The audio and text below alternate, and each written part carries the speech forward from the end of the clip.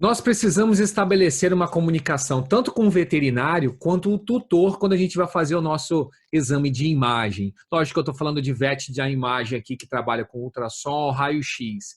E aí vem aquele ponto, o tutor faz uma série de perguntas para nós durante o exame, após o exame, e esse padrão de comunicação vai influenciar diretamente se ele vai ter uma impressão de confiança, em segurança, o que a gente está fazendo, né? Ou não. Nesse vídeo, eu vou estar compartilhando aqui com você 7 dicas para você melhorar a sua argumentação, a forma de conversar com os tutores, para aumentar a confiança dele com você, sem você entrar em enrascada. Tipo assim, você está conversando com o tutor, passa um resultado para ele e ele depois fala para o veterinário que foi você que disse que é para fazer que o tratamento é cirúrgico, que o tratamento não é cirúrgico, que é para fazer aquilo, que é para fazer isso. E isso acaba colocando nós, veterinários da imagem, em algumas saias justas, porque a gente sabe que existe o nosso cliente veterinário que tem as suas necessidades e o cliente tutor que tem outras. Então, serão 7 dicas. A primeira dica é: você precisa entender que o tutor ele entra com 2 grandes sentimentos para fazer um exame de imagem.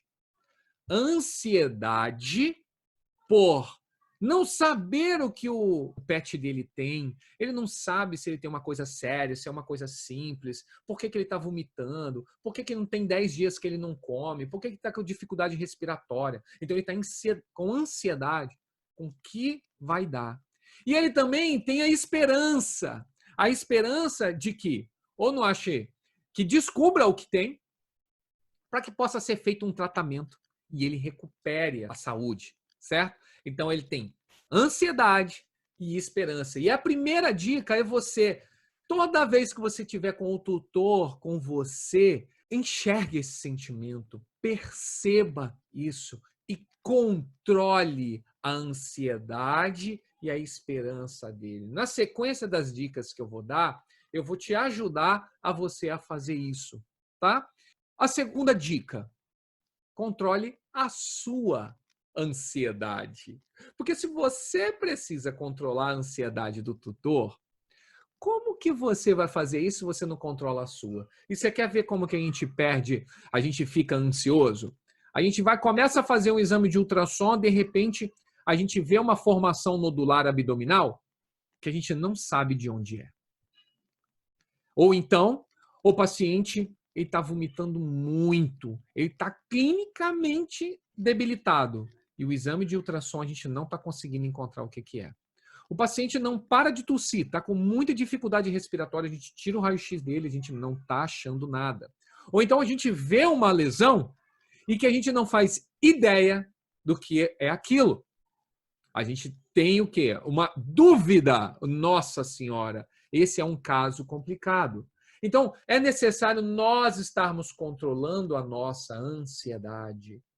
A ansiedade por esse lado técnico e tem a ansiedade também que a gente adquire a partir da ansiedade dos tutores, porque eles entram agitados, eles vão ajudar na contenção física e eles estão lá, eles estão preocupados se da forma que vai segurar vai machucar o pet dele, ou seja, às vezes ele tem um problema de coluna e aí ele pode gritar durante o exame e aí eles ficam o quê? Eles têm uma experiência ruim, eles ficam tensos. E isso tudo, a gente gera uma cadeia de ansiedade durante o exame que prejudica a experiência do serviço, né? A experiência do tutor ao usar o serviço, prejudica a qualidade do exame que está sendo feito, prejudica o resultado final, o laudo. Então é necessário você controlar a sua ansiedade também, que automaticamente você transmite confiança, né? O tutor está lá, não tem como a gente fazer esse exame de ultrassom com ele em pé, aqui no meu colo? Não. Aí você chega para ele, olha, eu gostaria muito de fazer assim. Eu sei que assim é mais confortável, tanto para você quanto para ele. Mas o exame de ultrassom tem que ser deitado em decúbito, não vai dizer decúbito, né? Mas ele tem que estar deitado em cima dessa mesa, em cima desse colchão.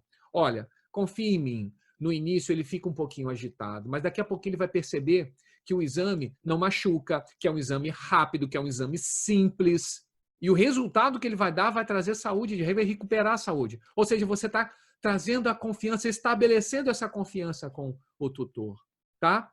Terceira dica. Quando a gente terminar o exame, acabou o exame, ele vai te perguntar: e aí, doutor? E aí, doutora? O que deu? O que é que está acontecendo? Aí você vai falar. Logo em seguida, ele vai falar uma outra coisa. E agora, como que é o tratamento? É regra. É regra por quê? Porque esse tutor está com ansiedade e esperanças, expectativas, certo? A gente tem... Imagina que o paciente está com alguns sintomas leves, está com um apetite caprichoso, tá? E você fez um ultrassom, você não achou nada de importante naquele exame. O que você vai fazer? Você vai destacar para o tutor aquilo que não tem, aquilo que está normal. Olha, o seu pet está assim, né?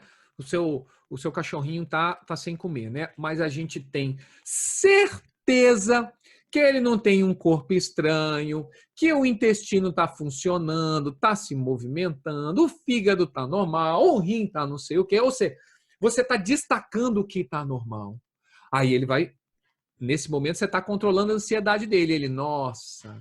Às vezes, eles têm muita preocupação de nós acharmos um tumor, né? Por que eu estou falando nós? Né? Nós.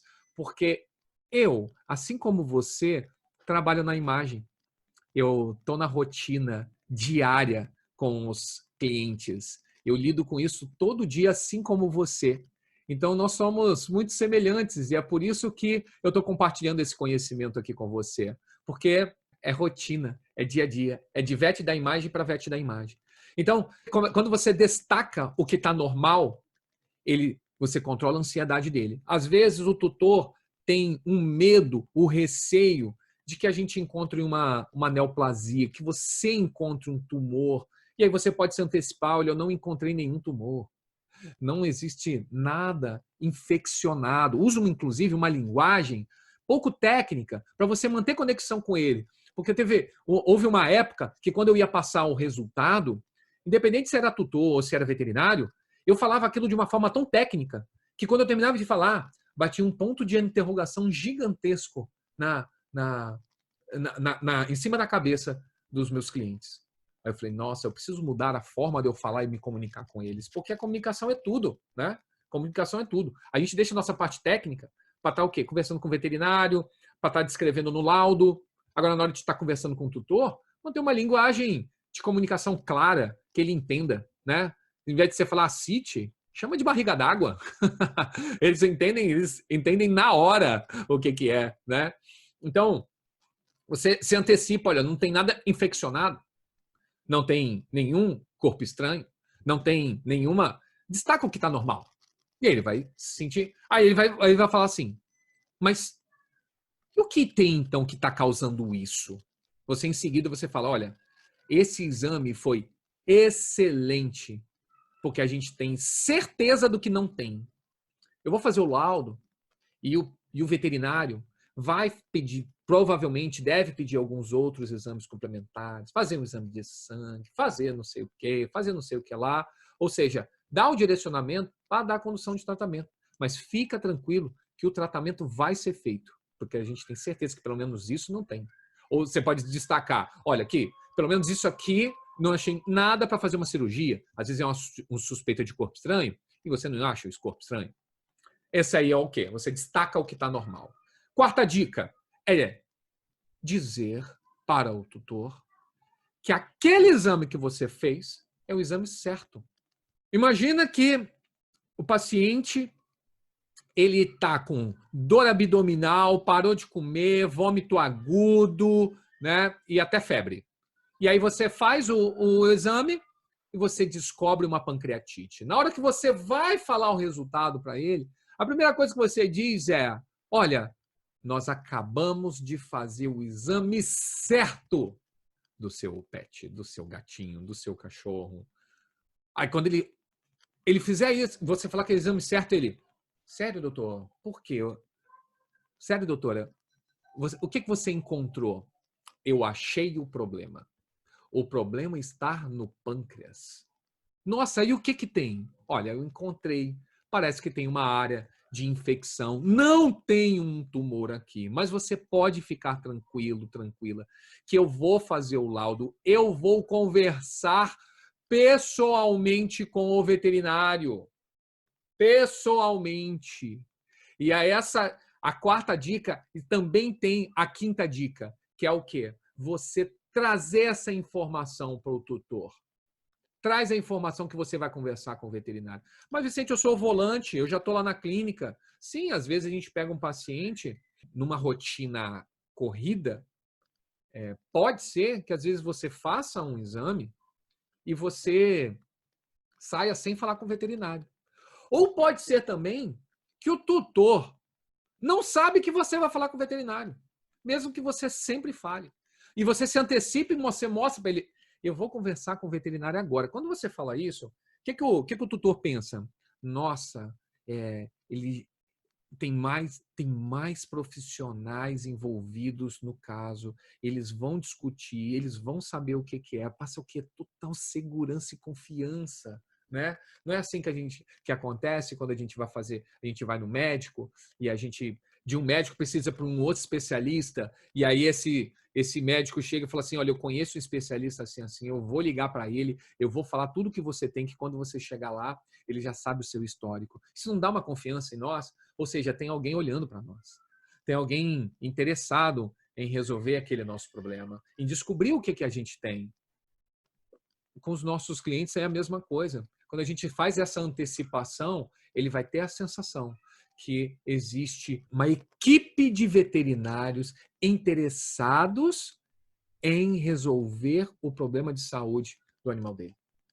E isso tem muito valor, isso passa muito confiança. Ah, Vicente, você disse que é para pedir o exame certo. E se não for o exame certo? E se o cliente pede um exame de ultrassom? Você chega para fazer um ultrassom abdominal, o paciente está ortopneico. O problema é nitidamente tórax. O que você faz? Você indica o exame certo. Mas você vai indicar isso sozinho? Não, você vai chegar, você sempre vai trazer o veterinário junto de você para tomar a decisão da mudança de exame se for necessária. Então, nesse caso que eu estou dizendo, você percebe que o paciente está ortopneico, é ultrassom abdominal. O que você vai fazer? Você vai chegar para o tutor e fala, espera só um minuto. Você vai lá, conversa com o veterinário. Se você é volante, senta na sala dele. Se você é fixo, você liga para ele. Você chega para o veterinário e fala assim, olha, o paciente está ortopneico, a gente não vai conseguir fazer um ultrassom abdominal. Você não acha melhor a gente fazer um T-FAST? Que eu faço uma avaliação torácica aqui para você e a gente descobre o que tem. Pelo menos até para triar, para ver se a gente vai conseguir fazer com segurança o ultrassom abdominal. Aí o veterinário, quando você fala assim, né, o que você acha, você passa a decisão para ele. E o veterinário precisa fazer disso, sentir isso. Porque ele vai estar o quê? Ele que vai estar conduzindo, tomando as decisões inteiras do caso.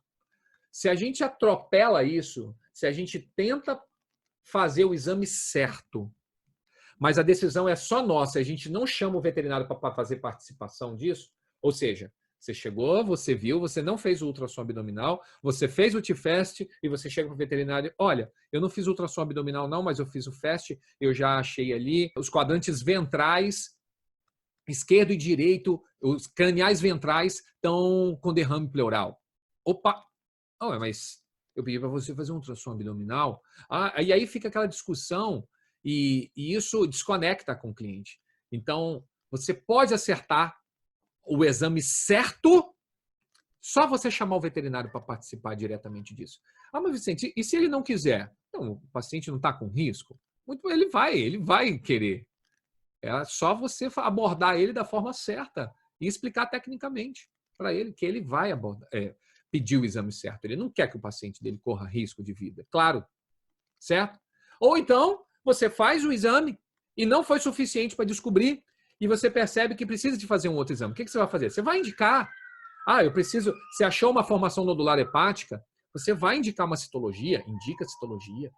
Precisa fazer um raio-x de tórax, indica o raio-x de tórax. Ah, precisa fazer uma tomografia, indica a tomografia.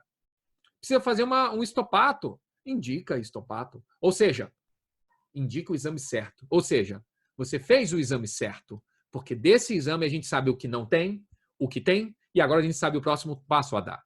Então a gente já está o quê? Na quinta dica, né? Controlar a ansiedade e esperança do tutor, controlar a sua ansiedade, destacar o que está normal nos exames, dizer que o exame foi certo. Quinta dica, dizer o que você irá conversar pessoalmente com o veterinário. E a gente vai para a sexta. É quando nós estamos com dúvida.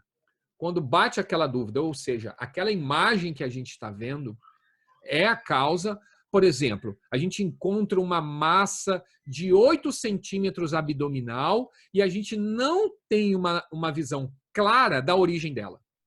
A gente sabe quais são as estruturas que estão envolvidas, né? Ah, tá, é no quadrante abdominal cranial esquerdo, ou seja, essa massa pode estar ou ser de mesentério, lobo esquerdo do pâncreas, cabeça do baço. Né? A gente sabe aonde é a topografia, mas a gente não sabe exatamente onde é que está. Bate aquela dúvida. E aí? O que a gente faz nesse caso? A gente primeiro vai ter que controlar a nossa ansiedade. A gente vai ter que conduzir isso. Olha, veja que a gente sabe o que tem e sabe o que não está. Então a gente tem certeza onde não está essa formação, esse exemplo que eu estou dando aqui, no caso.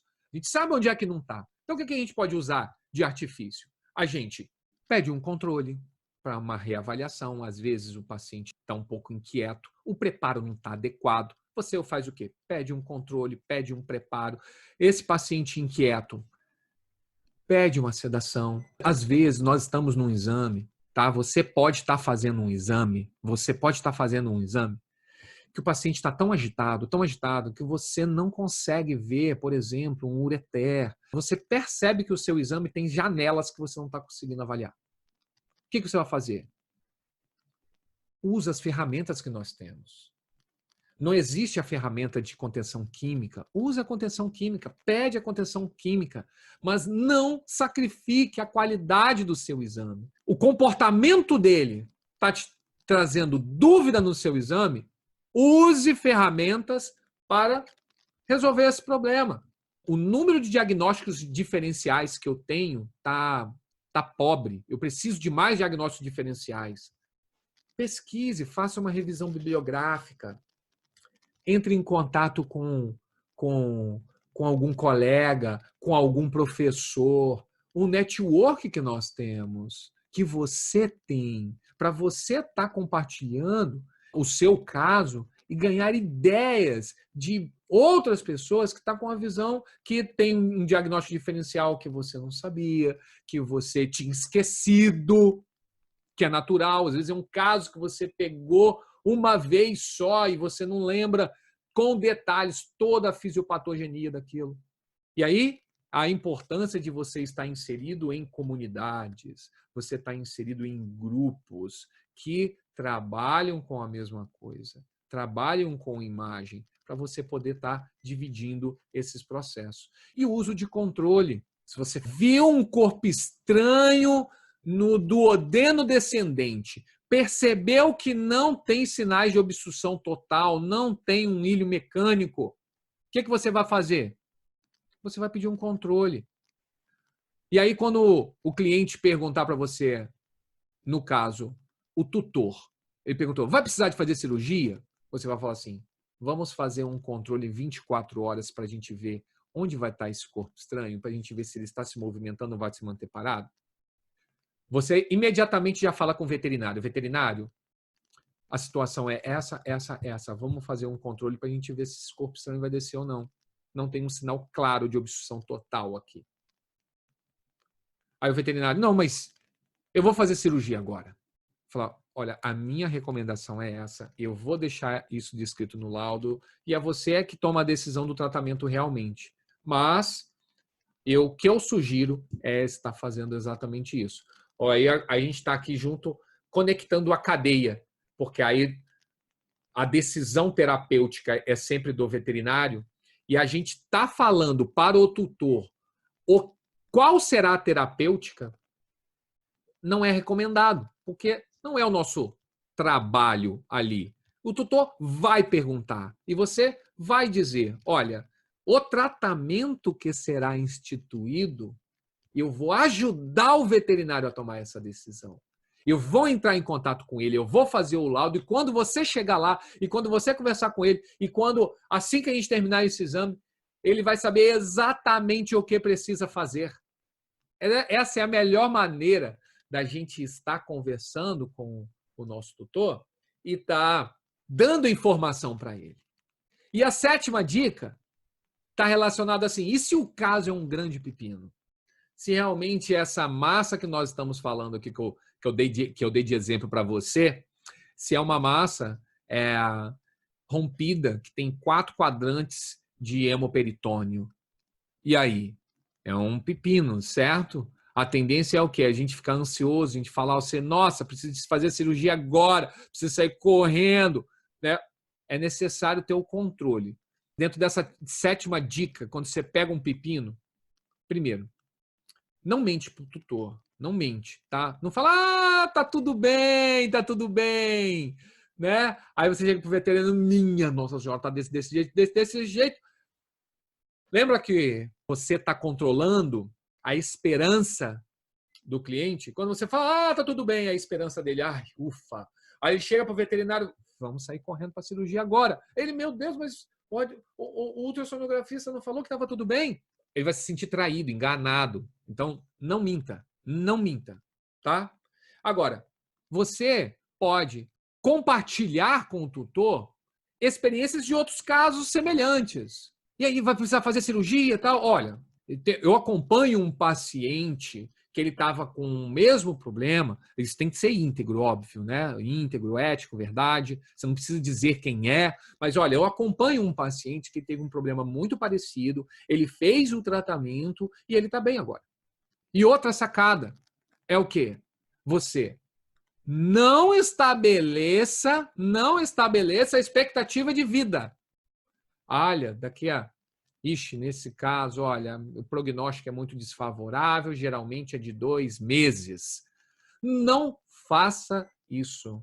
Primeiro, porque os nossos pacientes nos surpreendem. Existem alguns dados estatísticos realmente, mas quando a gente constrói a nossa sabedoria e experiência no mercado, nós percebemos que muita coisa tem toda a cara de ser totalmente desfavorável, o paciente se recupera. E o contrário acontece também. É possível subestimar uma lesão e, na verdade, ela era algo muito maior, com um prognóstico muito pior do que nós imaginávamos. Então, qual é a recomendação? A recomendação é: não estabeleça uma expectativa de vida. Compartilhe a experiência de casos que você já pegou e não minta para ele. Não minta. Mas não mentir não precisa significar que você vai falar de uma forma impulsiva.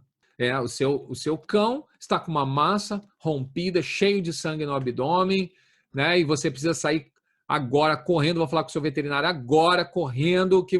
Quando você fizer isso, a ansiedade do tutor vai lá em cima. E aí, às vezes, imagina que o veterinário, ele vai precisar fazer uma estabilização, não vai entrar numa cirurgia rapidamente, naquele momento. Talvez ele programe a cirurgia daqui a 6 horas. Um cliente ansioso, nossa senhora, fica difícil da gente controlar isso. Então, essas são 7 dicas para você melhorar a sua comunicação com o tutor, para aumentar a confiança dele com os seus resultados. Você pode nos seguir no nosso canal do Telegram, Sai do Modo Exame, onde eu fico compartilhando várias dicas e sacadas e conteúdos exclusivos para quem trabalha na área da imagem. Valeu, grande abraço, até a próxima.